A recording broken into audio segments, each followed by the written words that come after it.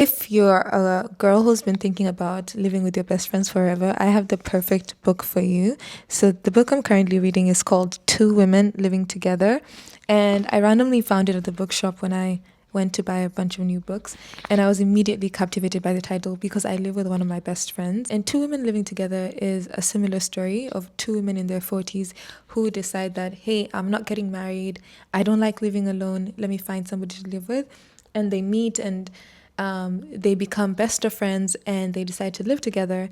I like this book because it takes you through just the thought process of what it's like to decide to live with somebody, talking about perhaps the loneliness of living alone and wanting to be in community with other people, even though you're not subscribing to what society expects of a woman at that age, which is marriage and kids. Hannah and Sunwoo talk about their loneliness, their decision to come and live together, how it was getting a mortgage as two women, what they compromised on, how it is like to live with somebody who's so different from you yet so complementary. It's quite heartwarming, honestly, and I relate to it a lot because I have lived for a year with my friend, but before that I lived for I think 2 years alone in Dublin, and I loved it. I loved living alone, but there was still a sort of like loneliness I had.